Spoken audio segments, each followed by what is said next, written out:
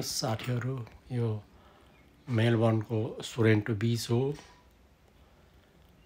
अहिले summer season भए पनि वेदर एकदम चिसो भएको हुनाले मानिसहरूको चहल पहल छैन। तर समर सिजन र हट वेदर हुँदाखेरि यो बीचमा ज्यादै नै चहल पहल बढी हुन्छ। तर खास गरेर अहिले वेदरको कारणले गर्दाखेरि यहाँ मानिसहरू त्यति भिडभाड छैन, प्रायः शून्य नै भने पनि हुन्छ। तर समर सिजनमा हट सिजनमा यहाँ ज्यादै नै भिडभाड जात्रा नै लाग्ने गर्दछ।